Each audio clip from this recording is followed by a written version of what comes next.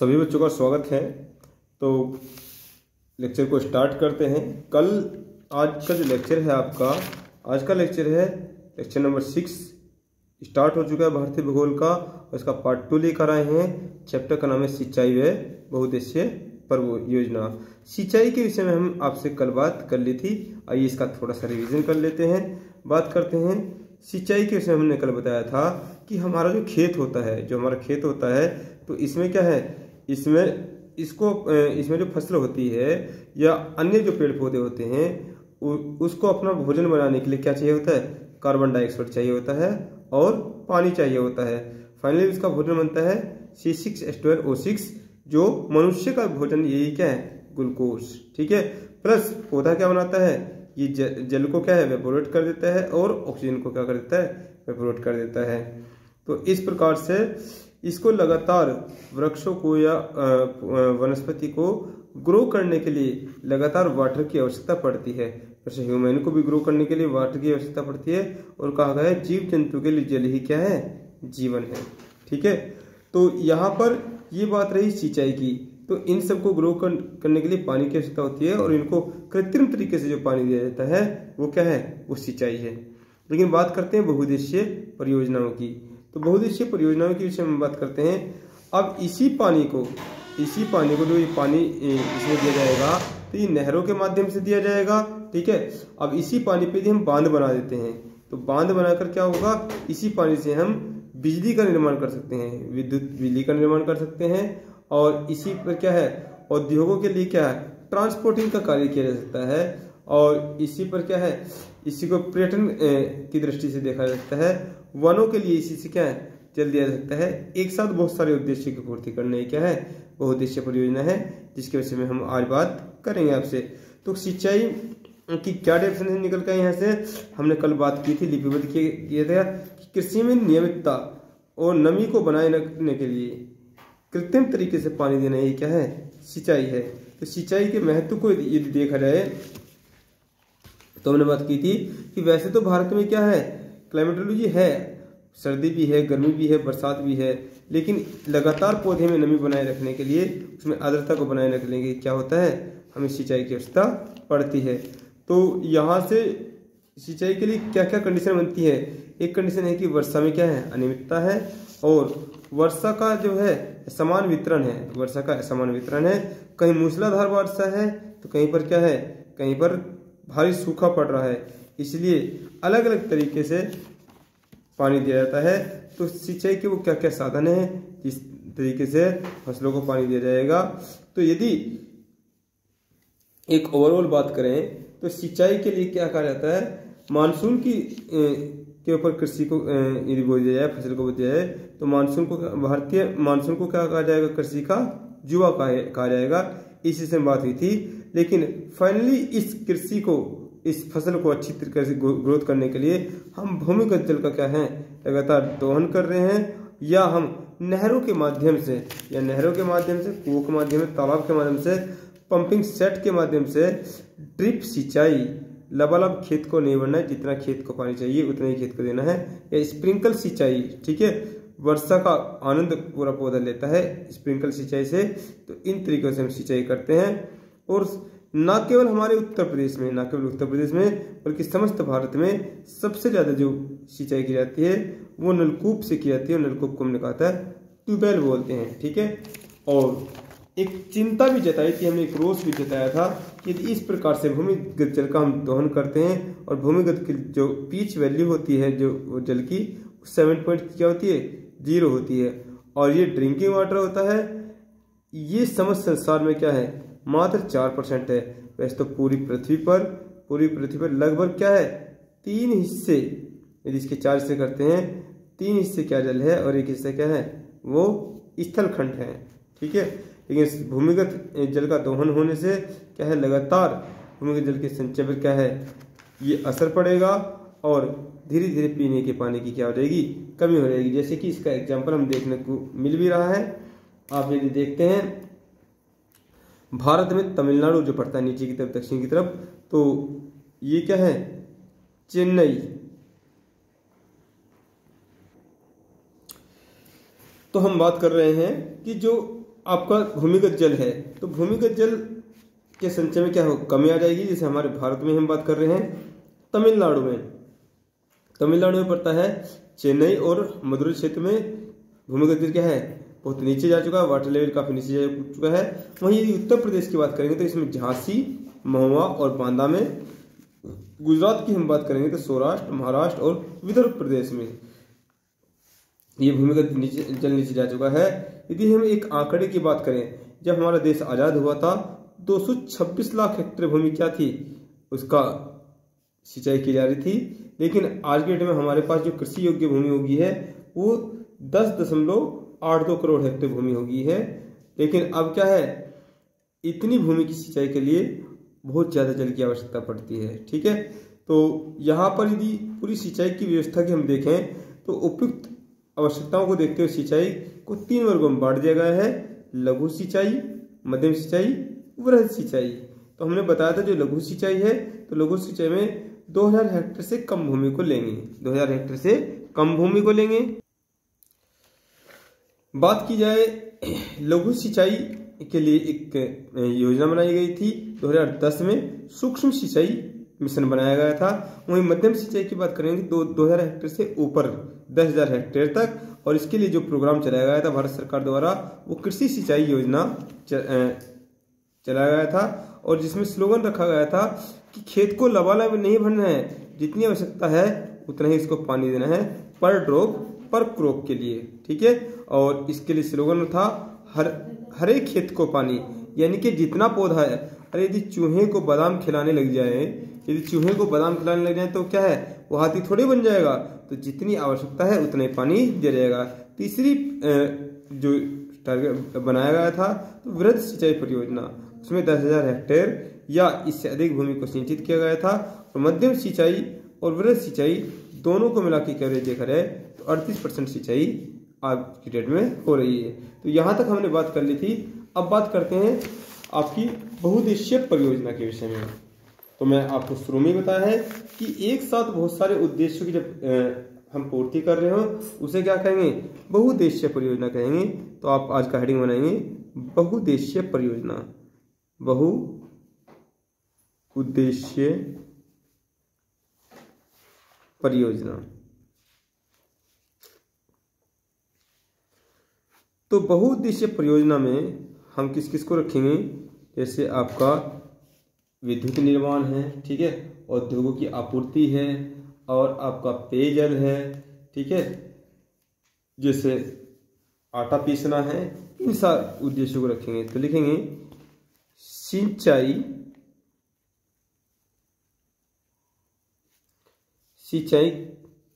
के साथ साथ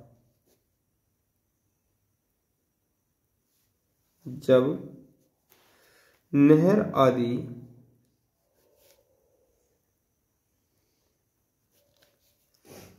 के पानी का प्रयोग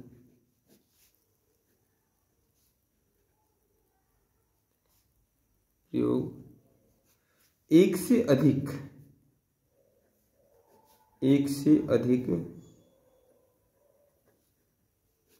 उद्देश्यों की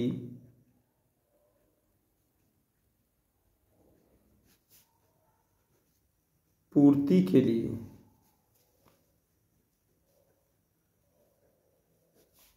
किया जाता है,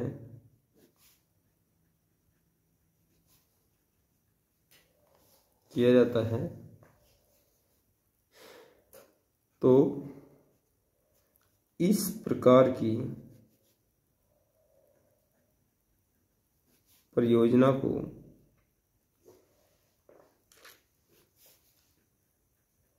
बहुउद्देशीय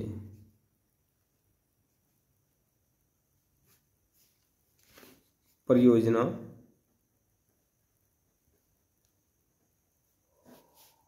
कहेंगे। जैसे इसमें क्या क्या सम्मिलित कर सकते हैं, सिंचाई,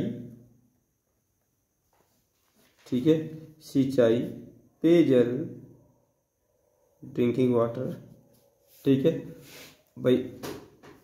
जैसे आपका यमुना जी है, यमुना जी क्या है, दूषित हो चुकी है, तो गंगा के जल को दिल्ली में क्या है, फ्लो कराया जा रहा है, उसको ड्रिंकिंग वाटर के लिए यूज करते हैं, उद्योगों के लिए, उद्योगों हेतु, ठीक है, नौ संचालन, नौ संचालन, ठीक है, और बाढ़ नियंत्रण,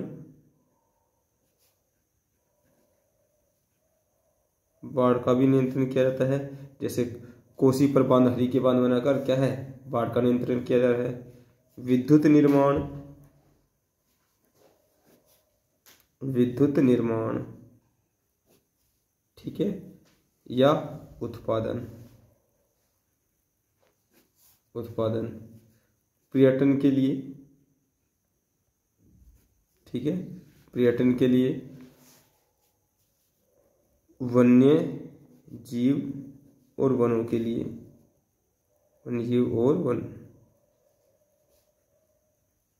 ठीक है, वन्य जीव और वन आदि, ठीक है।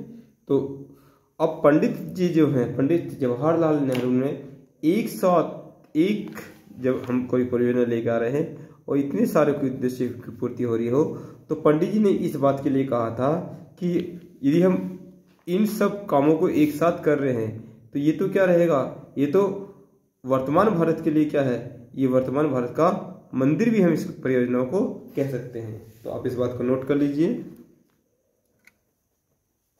नोट, प्रथम प्रधानमंत्री,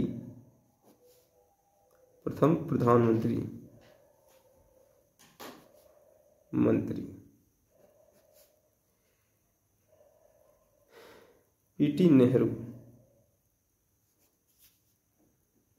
जी ने, क्वेश्चन आ चुका है, बहुउद्देशीय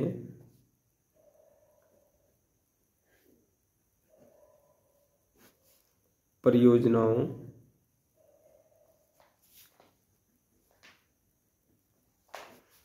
की महत्वता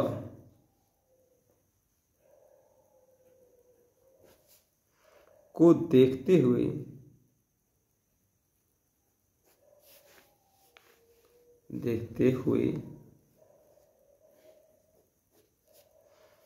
इसे आधुनिक भारत का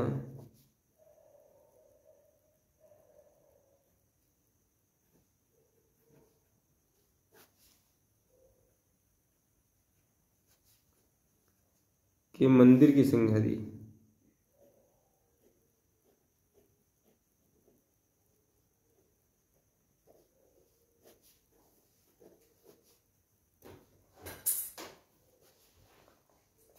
दी थी,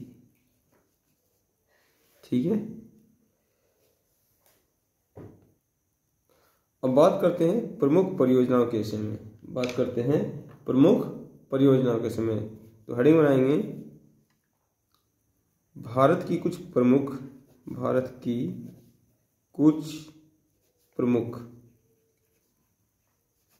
परियोजनाएं।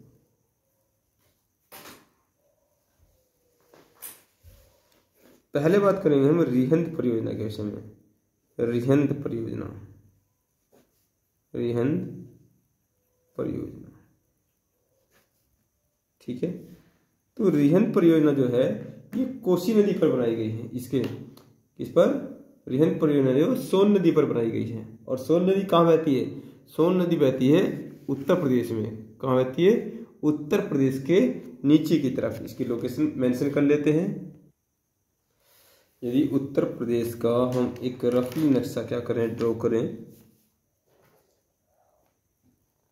ये रहा आपका उत्तर प्रदेश का मैप। ये आपका सोनभद्र, ये ललितपुर, ये आपका झांसी वाला क्षेत्र, ठीक है। ये आपका यहाँ ये सोनभद्र रहा। तो सोनभद्र में ये यहाँ पर क्या है? ये आपकी बह रही है सोन नदी। ये सोन नदी है, ठीक है। और सोन नदी की ये सहायक नदी है एक। सोन नदी की सहायक नदी कौन सी? रिहंद नदी। ये कौन सी है? रिहंद। ये रिहंद नदी है। ठीक है, रिहंद नदी पर यहाँ पर एक बांध बनाया गया है। रिहंद नदी पर यहाँ पर एक बांध बनाया गया है और बांध बनने की वजह से, जिसे रिहंद परियोजना के नाम से जाना जाता है, बांध बनने की वजह से यहाँ पर क्या है, यहाँ पर काफ़ी बड़ी मात्रा में ये जल भर गया है। ठीक है, तो इसे भारत की सबसे बड़ी कृत्रिम झील भी कहा जाता है। और उस समय के जो आपके मुख्यमंत्री थे गोविंद बल्लभ पंत के नाम पर इसको गोविंद बल्लभ पंत झील भी कहा गया है। गोविंद बल्लभ पंत झील। और ये क्या है, ये सबसे बड़ी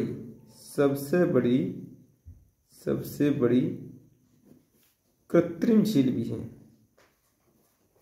कृत्रिम झील कई बार क्वेश्चन आ चुका है। सबसे बड़ी कृत्रिम झील कौन सी है, वो है आपकी गोविंद बल्लभ पंत झील। ठीक है, तो इसको मेंशन कर लेंगे, चित्र को बना लेंगे आप अच्छी तरीके से और फिर इसके बारे में लिखेंगे। तो लिखेंगे ये है यूपी के दक्षिण में सोनभद्र, यूपी के दक्षिण में सोनभद्र में प्रवाहित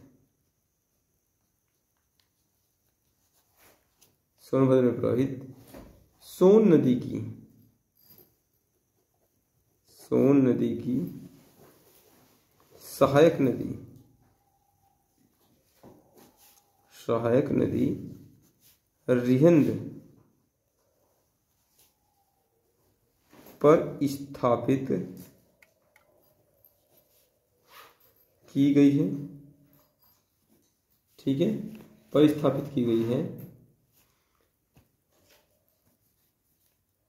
जिसके पीछे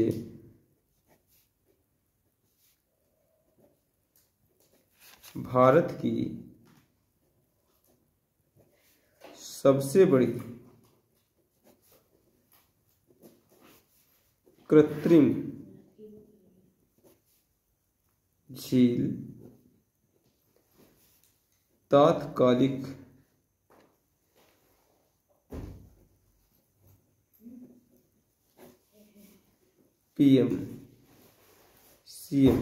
सीएम गोविंद बल्लभ पंत के नाम पर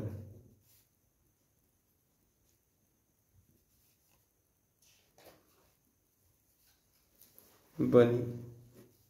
ठीक है, ये रही आपकी रिहंद परियोजना। ठीक है, तो रिहंद परियोजना के विषय में यही क्वेश्चन बना हुआ है कि रिहंद परियोजना कौन सी नदी पर बनाई गई है और रिहंद परियोजना के बनने की वजह से या रिहंद बांध के बनने की वजह से किस झील का निर्माण हुआ है और भारत की सबसे बड़ी जो कृत्रिम झील है वो कौन सी है। तो कृत्रिम भाई जब बांध बनाएंगे, अचानक से पानी को रोक देंगे तो उसके पीछे बहुत सारी जल राशि क्या हो जाएगी, इकट्ठी हो जाएगी। तो वही क्या है, गोविंद बल्लभ पंत के नाम से है, क्योंकि मानव मेड है ये बांध, इसलिए क्या है, ये कृत्रिम झील हुई। ये क्या हुई, कृत्रिम झील हुई। बात करते हैं नेक्स्ट परियोजना के विषय में। अगली परियोजना देखेंगे चंबल नदी घाटी परियोजना। नेक्स्ट है चंबल नदी घाटी परियोजना। तो चंबल नदी कहाँ प्रवाहित होती है, चंबल नदी आपके मालवा पठार, ठीक है, मालवा पठार से प्रवाहित होकर और उत्तर प्रदेश के ये आपका अरावली पर्वत, ठीक है, ये मेवाड़ पर्वत, मेवाड़ का पठार, और ये रहा आपका मालवा, ठीक है, ये मालवा, और ये आगे चल के आपका ये रहा आपका बुंदेलखंड का पठार, ठीक है, और इसके बराबर में ये बघेलखंड का पठार। तो यहाँ से निकलेगी आपका क्या, मालवा पठार से निकलती है ये नदी कौन सी आपकी चंबल नदी, और ये ऐसे जाकर यहाँ उत्तर प्रदेश में क्या पड़ता है, यूपी में पड़ता है इटावा। ठीक है, यूपी में इटावा के पास ये क्या हो जाती है, उधर से यमुना नदी आ रही होती है, तो यमुना नदी में क्या कर जाती है, ये ज्वाइंट कर जाती है। ये यमुना नदी है, ये आपका यमुना, ठीक है, और ये आपका कौन सी हुई, ये आपकी चंबल नदी। ठीक है, चंबल नदी। तो क्षेत्र कौन कौन सा पड़ेगा, अब जो इसके पास में पड़ेगा, एक तो आपका ये पूरा मध्य प्रदेश का क्षेत्र पड़ जाएगा। ठीक है, तो मध्य प्रदेश का क्षेत्र पड़ेगा आपका ये यहाँ पर, ये मध्य प्रदेश का क्षेत्र। तो यहाँ पर इस पर एक परियोजना बनाई गई है मध्य प्रदेश के क्षेत्र में। ठीक है, मध्य प्रदेश के क्षेत्र में एक परियोजना बनाई गई है। फिर जो राजस्थान का क्षेत्र पड़ता है, आपका राजस्थान का क्षेत्र पड़ता है, तो यहाँ पर भी इस पर एक परियोजना बनाई गई है राजस्थान क्षेत्र में। ठीक है, और राजस्थान क्षेत्र के पश्चात राजस्थान में एक दूसरी परियोजना भी है इसमें। ठीक है, राजस्थान में दूसरी परियोजना भी है, और फिर बाद में जाकर ये कहाँ है, ये आपका मिल जाती है किसमें, यमुना जी मिल जाती है। ठीक है, तो आइए इन परियोजना के विषय में जानते हैं। तो सबसे पहले हम इस चीज़ को लिख लेते हैं, ये कहाँ से निकल कर कहाँ पर जा रही है। फिर हम बात करेंगे इस परियोजना के विषय में। तो ये परियोजना कौन सी है, गांधी सागर, ये गांधी सागर। ठीक है, तो गांधी सागर बांध है। उसके बाद नेक्स्ट यदि हम राजस्थान की बात करेंगे, तो यहाँ पर क्या है, ये आपका राणा प्रताप सागर बांध है। ठीक है, ये आपका राणा प्रताप सागर, ये राणा प्रताप सागर बांध है इस पर। ठीक है, और ये आपका राजस्थान में दूसरा जो पड़ता है, ये पड़ता है आपका जवाहर सागर बांध, जवाहर सागर बांध। ठीक है, ये कहाँ पड़ेगा, राजस्थान के क्षेत्र में, और ये भी कहाँ पड़ेगा, राजस्थान के क्षेत्र में। ठीक है, और राजस्थान के क्षेत्र में ये कहाँ पड़ेगा, जो आपका राणा प्रताप, ठीक है, ये पड़ेगा रावत भाटा में, राजस्थान में रावत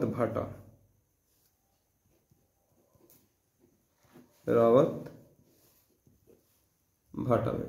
ठीक है, तो ये रहा, इसको सब चीज़ को लिखना चाहो तो लिख लो आप।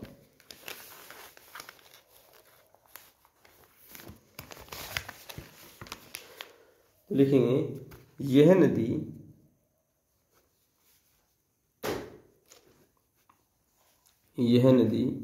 मालवा, यह नदी मालवा पठार से निकलकर, ठीक है, मालवा पठार से निकलकर मध्य प्रदेश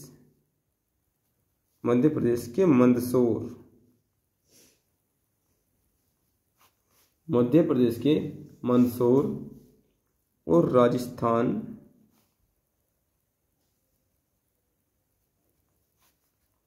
के रावत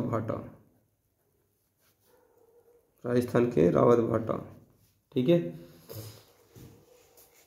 के साथ साथ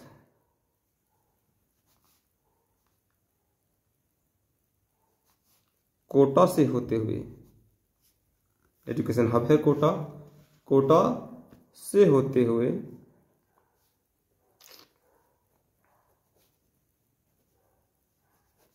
ठीक है, कोटा से होते हुए उत्तर प्रदेश में, यूपी में इटावा के पास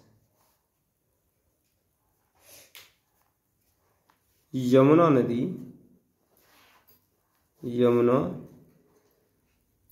नदी में मिल जाती है। ठीक है, यमुना नदी में मिल जाती है, जिस पर प्रमुख रूप से निम्न, प्रमुख रूप से निम्न प्रकार की परियोजनाओं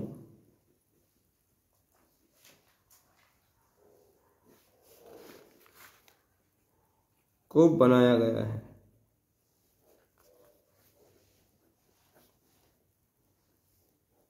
नंबर 1, तो नंबर 1 है आपका गांधी सागर परियोजना। गांधी सागर परियोजना, ठीक है। गांधी सागर परियोजना है, ये कहाँ पर है? मध्य प्रदेश के क्षेत्र में है, मंदसौर में, मंदसौर में, ठीक है। दूसरी जो है आपकी राणा प्रताप, राणा प्रताप, ठीक है। राणा प्रताप सागर बांध है, ठीक है। ये कहाँ पर है? ये राजस्थान के रावतभाटा, रावतभाटा क्षेत्र में पड़ता है। कहाँ पर? राजस्थान में। तीसरी परियोजना जो इस पर बनाई गई है वो है जवाहर सागर, जवाहर सागर, ठीक है। बांध बनाया गया है और ये कोटा में पड़ता है। कहाँ पर? कोटा, राजस्थान, कोटा में पड़ता है, ठीक है। लोकेशन हम आपको दिखाई चुके हैं। अब बात करते हैं नेक्स्ट परियोजना के विषय में, दामोदर, दामोदर परियोजना। दामोदर नदी पर कौन कौन सी परियोजना स्थित है? सबसे पहले हम क्लियर करते हैं दामोदर नदी की लोकेशन को। दामोदर नदी कहाँ है? देखिए, जो गंगा है, ये आपके जो लोकेशन हुआ, ये पूरे भारत की आपकी लोकेशन हुई, ठीक है। ये पूरे भारत की आपकी लोकेशन हुई।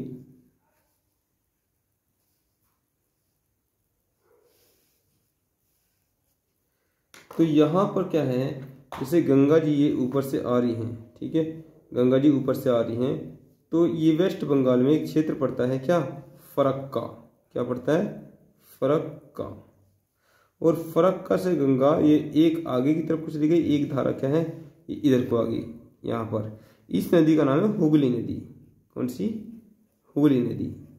और छोटा नागपुर पठार से एक नदी क्या है, एक नदी निकल रही है। नदी क्या है? ये है दामोदर नदी, ये दामोदर नदी, ठीक है। तो हम इस नदी के विषय में बात कर रहे हैं, इस पर कौन कौन सी परियोजनाएं बनाई गई हैं। तो दामोदर नदी क्या है? दामोदर नदी घाटी जो है, दामोदर नदी की जो घाटी है वो है कोयला के लिए। किसके लिए? कोयला के लिए फेमस है। इसी वजह से क्या है, ऊर्जा संसाधन यहाँ पर मिलते हैं। तो काफ़ी इंडस्ट्रियल एरिया क्या है, इस पर बन गया है, ठीक है। और इस इंडस्ट्रियल एरिया बनने के कारण इस यानी कि कोयले का क्या है, कोयला यहाँ से कोयले का दोहन किया जाता है। और इस इंडस्ट्रियल एरिया के कारण इस दामोदर नदी को, इस दामोदर नदी को, इसमें जो आपके ये केमिकल्स वगैरह हैं वो काफ़ी ज़्यादा मात्रा में इस नदी में प्रवाहित किए जा रहे हैं। तो जीवों के लिए उपयुक्त स्थान नहीं है, इसलिए इसको जैविक मरुस्थल, जैविक मरुस्थल की संज्ञा भी दी गई है, ठीक है। तो आइए जानते हैं इस पर कौन कौन सी परियोजना है। तो इस पर परियोजना जो है, एक आपका जो आपका दामोदर नदी है, तो यहाँ पर मैं क्लियर कर देता हूँ। पहली जो परियोजना है इस पर तिलैया परियोजना। कौन सी है? तिलैया परियोजना। ये आपकी एक तिलैया परियोजना हुई, ठीक है। और दूसरी है आपकी बाल पहाड़ी। सेकंड जो परियोजना है वो बाल पहाड़ी, पहाड़ी परियोजना, ठीक है, बाल परियोजना है। इस पर तीसरी पड़ी मैथान, मैथान, ठीक है, मैथान बांध बनाया गया है, मैथान परियोजना है। चौथी परियोजना इस पर बनाई है कोनार। कौन सी? कोनार परियोजना। बोकारो परियोजना भी इसी पर स्थित है। यहाँ पर ये तीसरी, ये चौथी, ये बोकारो, ठीक है। इस पर पांचवी परियोजना है। छठी परियोजना इस पर है एयरी, एयरी, ठीक है। और सातवीं परियोजना इस पर बनाई गई पंचेत। तो सभी परियोजनाओं को आप इसको ध्यान रखेंगे, ठीक है। तो आइए इसी सब बातों को हम क्या कर लेते हैं, इसी सब बातों को हम लिपिबद्ध कर लेते हैं। स्क्रीनशॉट यदि आपको लेना चाहते हैं तो स्क्रीनशॉट भी ले सकते हैं, ठीक है। इसका स्क्रीनशॉट ले लीजिए, बात को आगे बढ़ाते हैं। तो लिखेंगे दामोदर नदी परियोजना आपने डाल दिया है। दामोदर नदी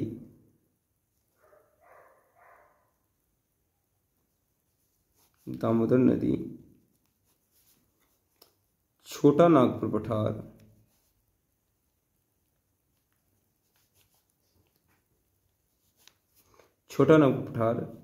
से निकलकर, ठीक है, छोटा नागपुर पठार से निकलकर पश्चिम बंगाल,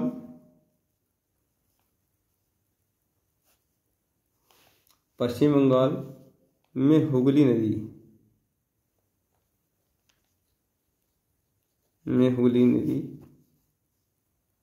में सहायक नदी के रूप में मिलती है,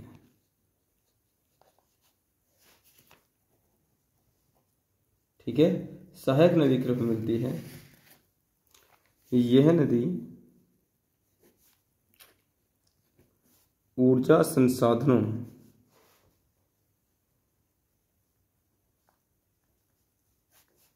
की दृष्टि से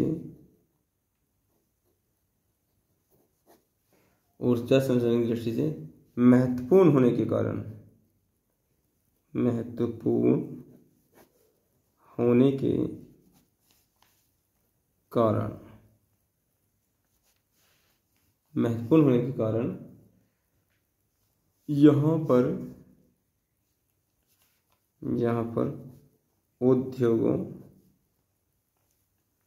यहाँ पर आपके उद्योगों, है ना, उद्योगों के लिए जल आपूर्ति,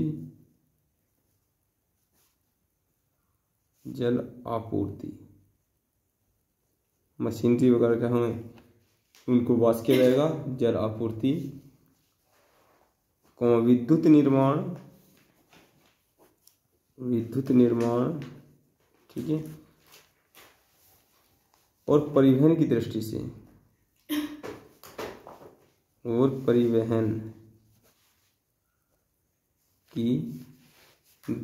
से,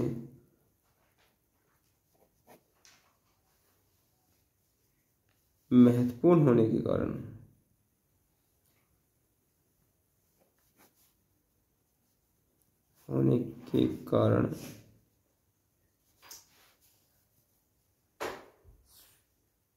भारत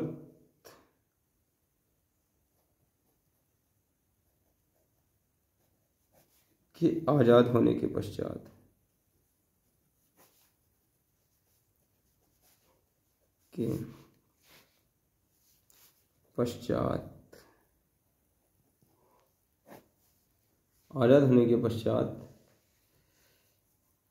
स्वतंत्र भारत की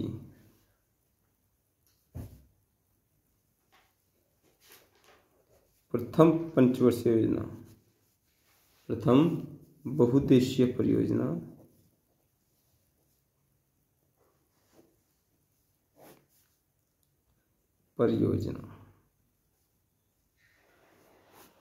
ठीक है, परियोजना यहीं पर प्रारंभ की गई,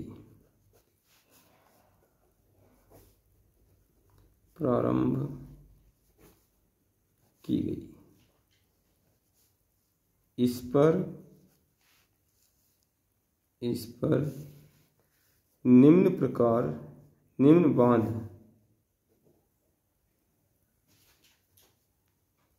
बनाए गए हैं।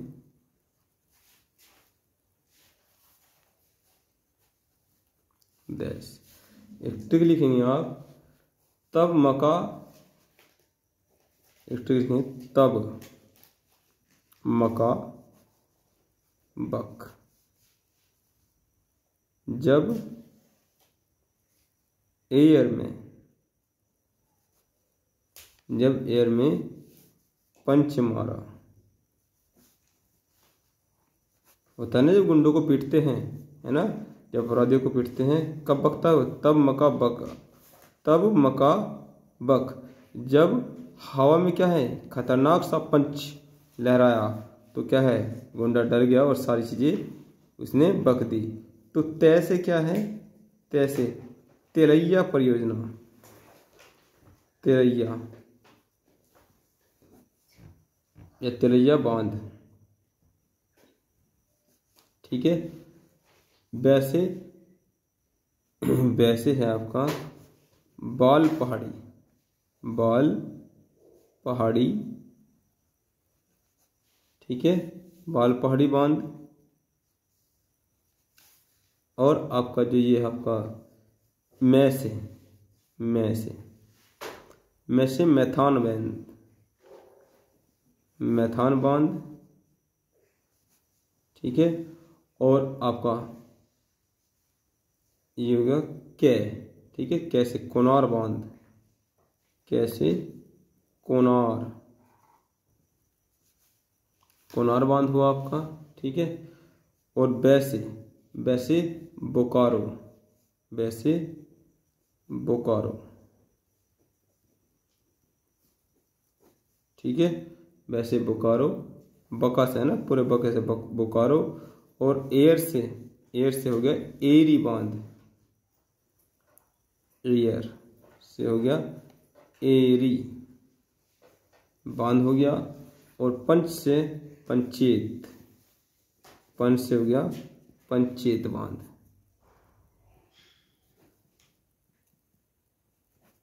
ठीक है, पंच से हो गया पंचेत बांध। अब यदि इसके प्रदूषण की बात करें, जल प्रदूषण जो इसमें हो रहा है उसके से हम बात करेंगे, तो लिख लेंगे इसमें नोट। चूंकि दामोदर नदी, चूंकि दामोदर नदी, चूंकि दामोदर नदी घाटी में देश का, घाटी में देश का 60% कोयला दबा है,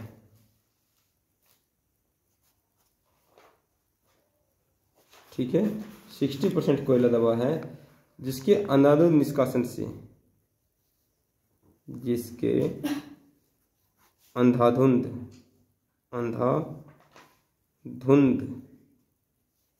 निष्कासन से लगातार निकाला जा रहा है, निष्कासन से नदी जल प्रदूषित हो रहा है, नदी जल प्रदूषित हो रहा है, नदी जल प्रदूषित हो रहा है। अब क्यों प्रदूषित हो रहा है, उसके यहाँ फैक्ट्री एरिया भी है, क्योंकि, ठीक है, क्योंकि यहाँ निर्मित,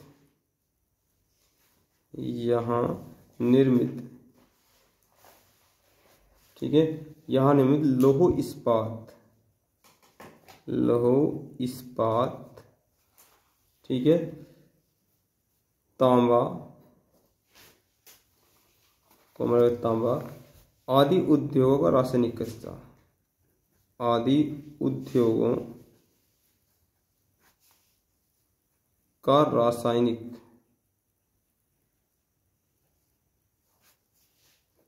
कचरा, ठीक है, रासायनिक कचरा नदी में प्रवाहित हो रहा है, नदी में प्रवाहित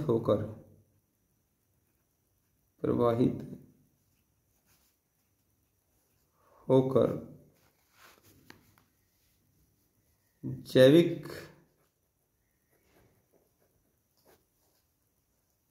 रूप से इसे नष्ट कर रहा है, जैविक रूप से इसे नष्ट कर रहा है, नष्ट कर रहा है। इस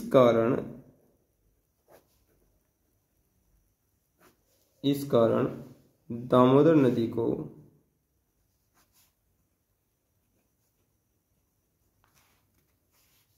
जैविक मरुस्थल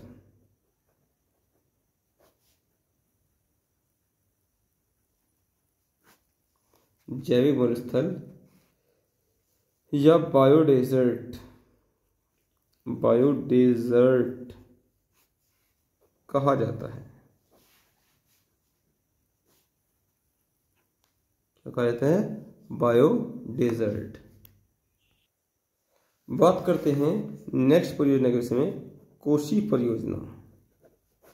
कोसी परियोजना के विषय में सबसे पहले लोकेशन देखेंगे। तो जो हमारा आपका ये पड़ता है बिहार का क्षेत्र, ये आपका लद्दाख, हिमाचल प्रदेश, उत्तराखंड, ठीक है, ये सिक्किम और ये आपका अरुणाचल प्रदेश का क्षेत्र है। ये आपका डायग्राम बना और यहाँ पर ये क्या है? यहाँ पर उत्तर प्रदेश है, ठीक है, और ये पोर्शन किसका? ये पोर्शन बिहार का है। तो यहाँ पर ये नेपाल क्षेत्र है, ठीक है। तो नेपाल की तरफ से इस तरफ से नदी आ रही है, नेपाल की तरफ से इस तरफ से नदी आ रही है और यहाँ पर भारी तबाही, यहाँ पर भारी तबाही क्या है? ये कोसी नदी मचाए हुए हैं। इसलिए कोसी नदी को क्या कहते हैं? कोसी नदी को बिहार का शोक भी कहते हैं, बिहार का शोक, ठीक है। तो यहाँ पर क्या है? कोसी नदी पर यहीं पर क्या है? यहीं पर बॉर्डर पर एक बांध बना दिया गया है, ठीक है। कोसी नदी पर बॉर्डर पर क्या है? एक बांध बना दिया गया है। इस बांध से क्या हुआ? इस पानी को क्या है? बिहार में भारी तबाही मचाने से क्या है? रोक दिया गया है। इस बांध को कहते हैं हनुमान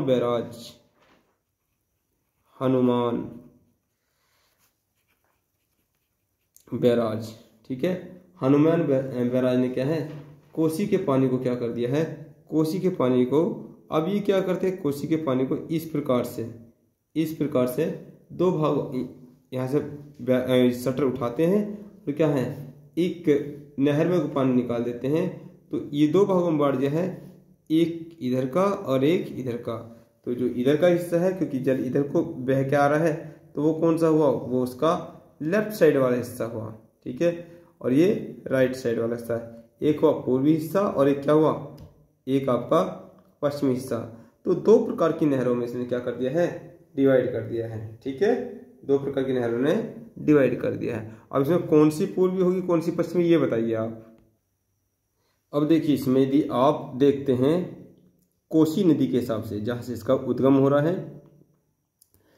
तो नदी की धार की तरफ को आप यदि खड़े हो जाएंगे मुंह करके, तो आपका लेफ्ट साइड क्या पड़ेगा? लेफ्ट साइड पड़ेगा इस तरफ, ठीक है। और जिधर लेफ्ट साइड होता है वो क्या होता है? वो पश्चिमी भाग होता है। ये भाई यदि हम क्रॉस बनाते हैं तो क्रॉस में ये आपका ईस्ट होता है, ये क्या होता है? वेस्ट होता है, ये नॉर्थ होता है, ये साउथ होता है। यदि कोसी के हिसाब से देखेंगे तो ये कौन सी हो जाएगी? ये पश्चिमी कोसी नहर हो जाएगी, ये पश्चिमी कोसी नहर हो जाएगी। और ये क्या है? ये पूर्वी कोसी नहर,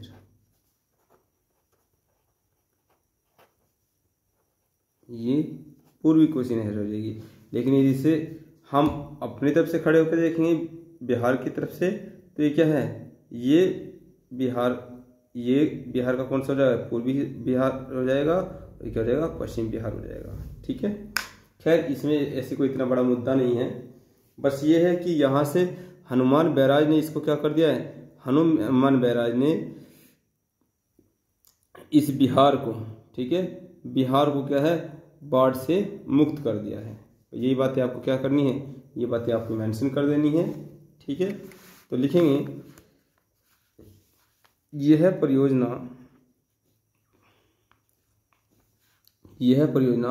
भारत व नेपाल की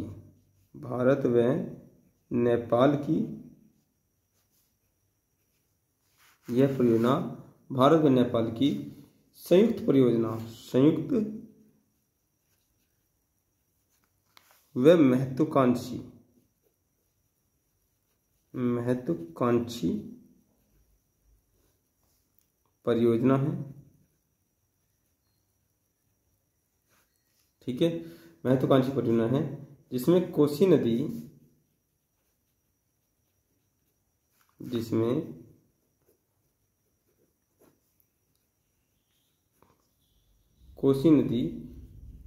नेपाल से तीव्र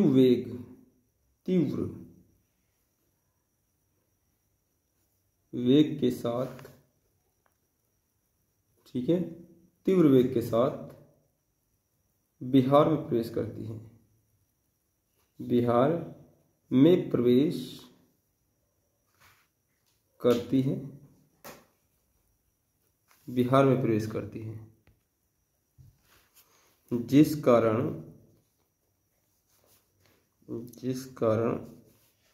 उत्तर बिहार में भीषण जल विप्लव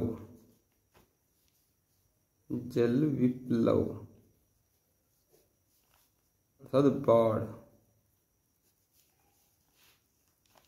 की समस्या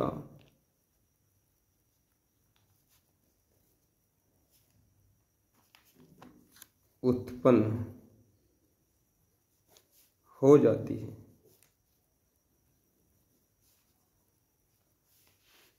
इसी कारण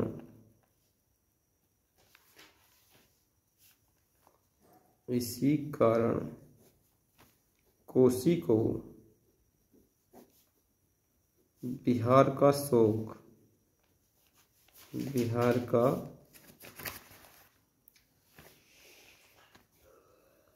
शोक कहा जाता है। लिखेंगे नोट, भारत सरकार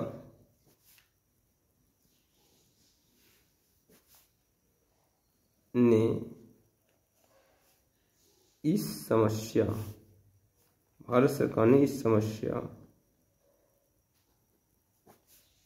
के निदान हेतु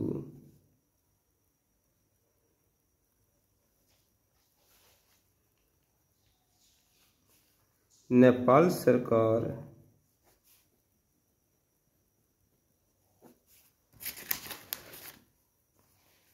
के साथ मिलकर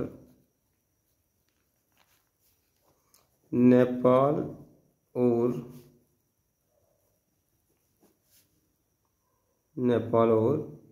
भारत के बॉर्डर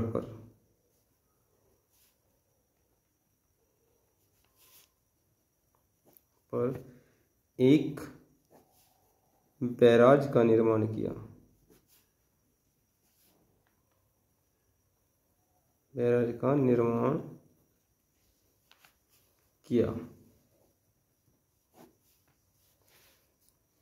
जिससे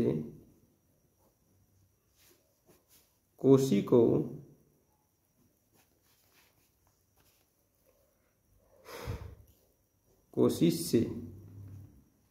से दो नहरों